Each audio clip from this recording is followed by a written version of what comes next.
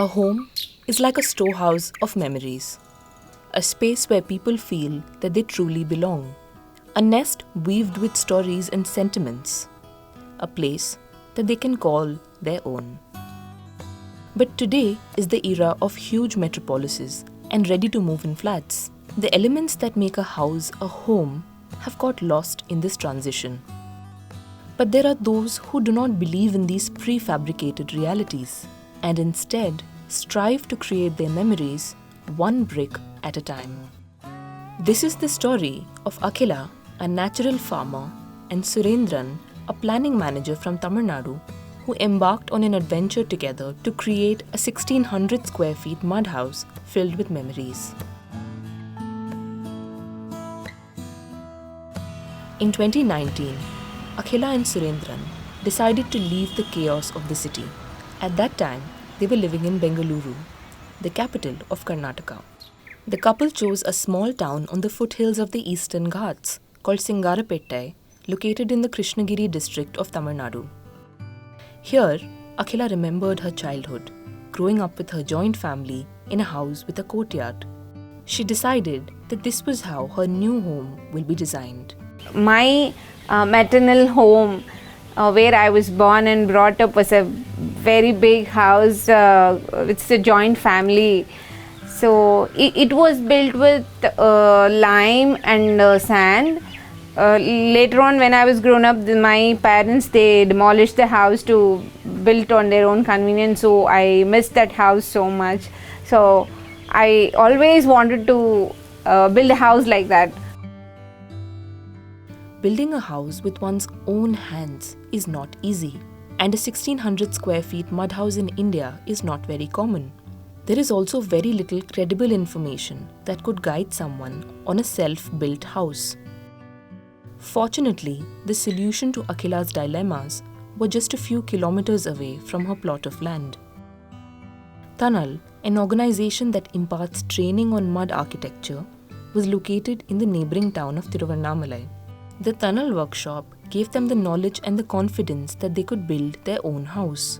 One of our workshop before Corona, a couple came called Akhila and her husband also with 2 kids for the workshop. And we also got really wondered how intensely they were studying.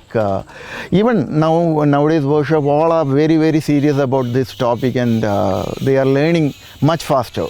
So after the workshop, first thing she made is, after going from here, is making a tank. A water tank without cement, she made it. That is where the whole crew of her and that village got stuck. Without cement, you can store water.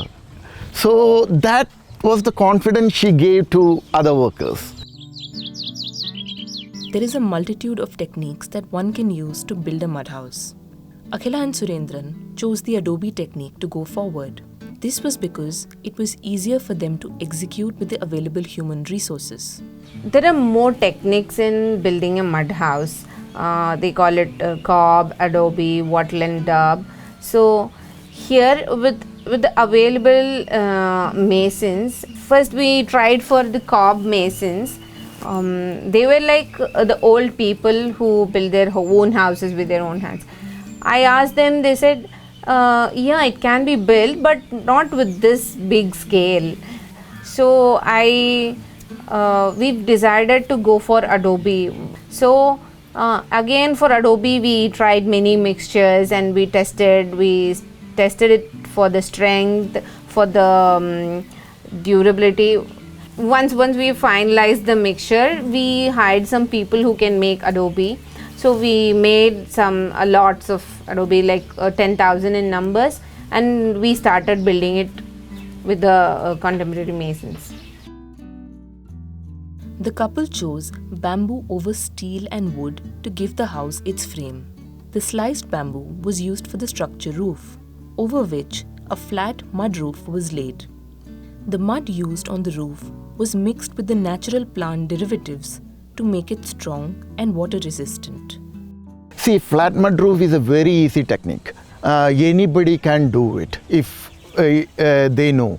You don't really need a skilled labor for it, like mud rusters or other natural roof. So flat mud roof she has made, and the beauty of the part is like we teach about the leaves, how to use different leaves. She went and started inquiring from the village itself, where she realized in her village itself there is a flat mud roof, and they were using the leaf of palash, flame of the forest tree. So she took that. Even we don't know. So we got an information from her, this can be used. Like that, this knowledge is getting more and more widened. For these owners, the house had to be cost efficient and eco-friendly. They used reclaimed wood, tiles, and other natural materials to maintain the aesthetics without burning a deep hole in their pockets. The search to source one material had sometimes led to the discovery of another material for the couple. So in terms of materials, right, so it's not a easy available materials here. So the plan is to take recycled woods. So whichever way, wherever way it is visible, we went for it, and then I just purchased it. So for the Adobe, we need jaggery for the binding factor. So when we purchased it in the shop, it was a bit costly. So we plan to go to get it from the factory itself, sugar factory itself. So where they used to have a waste jaggeries, but in terms of binding, it will be more stronger than the one that is in the shops. So we went in search of it, 10 kilometers away from this area. So there we find an abandoned house. So there we find most of the beams and some woods. So we found the woods there, and most of the woods here, I would say 70% of the woods are recycled one. The house was built during the pandemic and took a year to complete, but Akhila and Surendran finally made their dream house a reality. The total cost of this 1600 square feet house was around 25 lakhs. They say it would have costed them twice as much had they built it with cement and mortar. The couple now plans to build a second floor using another mud construction technique called wattle and daub. Wattle and daub walls are made by interweaving bamboo or wooden strips over which clay or mud is daubed. Today, the couple has opened their house to visitors and students as an example. They are showing the world that big houses can be made cost effectively without breaking the bank. They once again prove that all you need is the knowledge, determination, and passion to create a space to grow old, and a space plastered using only memories. So if we can do it, definitely they can. Everybody also can do it. Everybody can do it. Everybody can do it. So my advice is to be plan it well, keep some experts' opinion. There are examples. Now many people come here for us to see it as an example. So we share our failures where we missed out. So that can be easily built. So we didn't had that example to look up to. So it's like it's an experiment, new experiment kind of thing. So people who want to start can get an example or insight into it. So have a plan, concrete plan of how we are going to build, what kind of material we are going to use, and collect all the materials in prior. So in that case, we can easily build it in a year.